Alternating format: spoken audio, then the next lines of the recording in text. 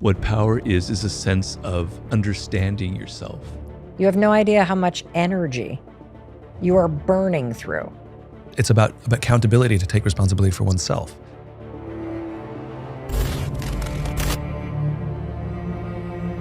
Power is a feeling, it's an essence, it's an emotion.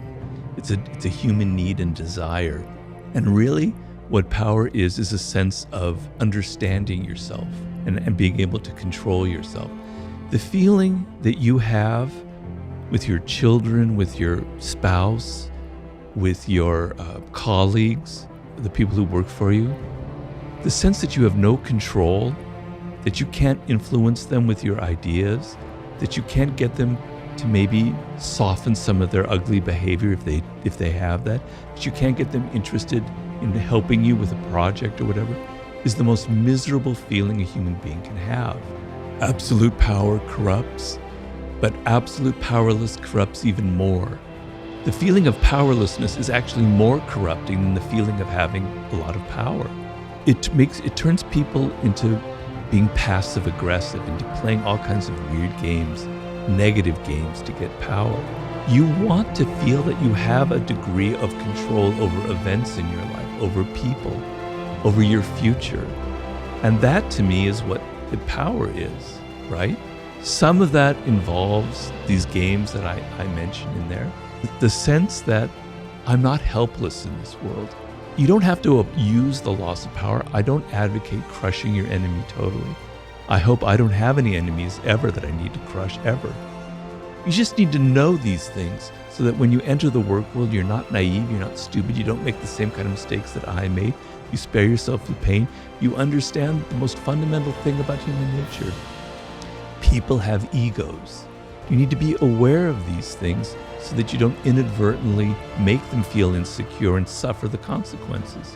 If you can't control yourself, then you're in a lot of trouble in this world, right?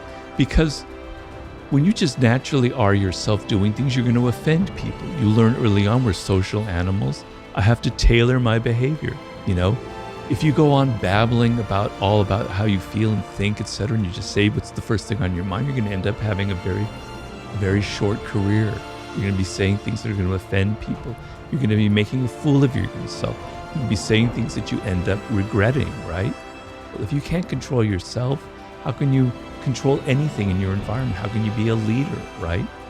You have to learn certain things about your nature, about who you are, and not just be anybody. You have to kind of tailor your appearances as well. Because for good or for bad, I'm a believer in looking at the human animal without shame and embarrassment, just as we are. The fastest way to take control of your life is to stop controlling everyone around you. You have no idea how much time and energy and attention you are wasting trying to control other people. You have no idea how much energy you are burning through thinking about, worrying about, obsessing about what other people are doing, what they're not doing, what they're feeling, all of which you have zero control over.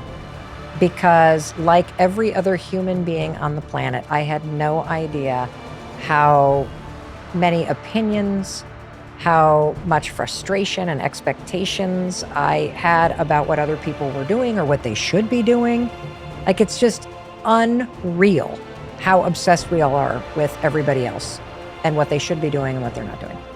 You will notice how often you get agitated or frustrated by what other people are doing. And it's strangers in a coffee shop, it's your relatives. The people in your life are allowed to have their emotional reactions. And it's not your responsibility to manage their emotional reactions.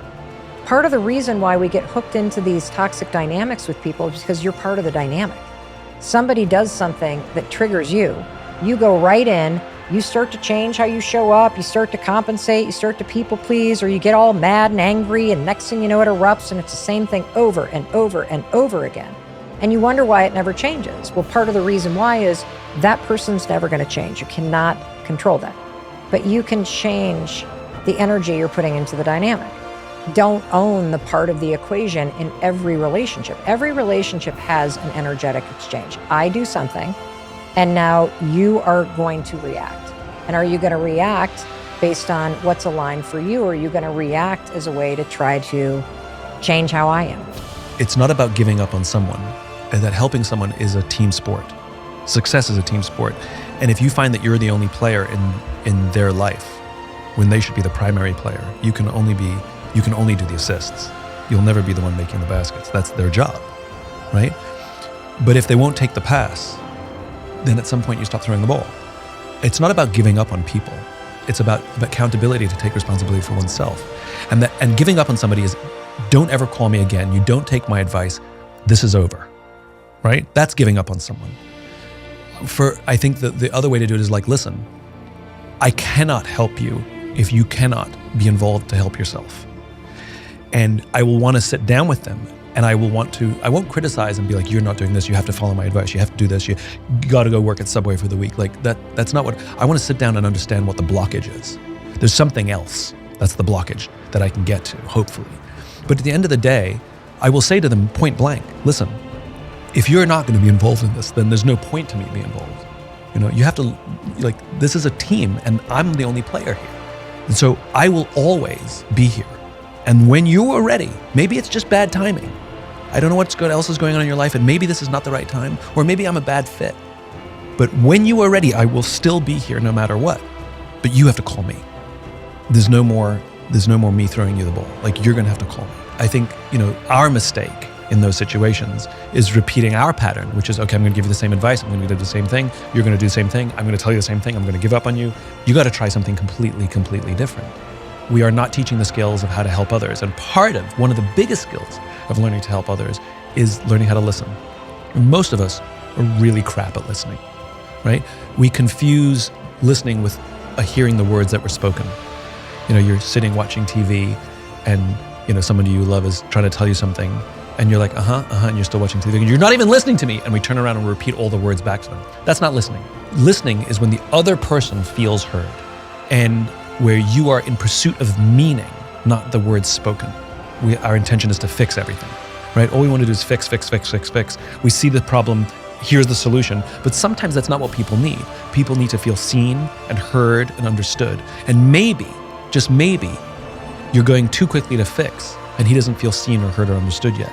And in this particular situation, I would go to an extreme listening. Give the kid the opportunity to empty his bucket. There's only 3 terms you're going to use in the conversation. Go on, tell me more, what else?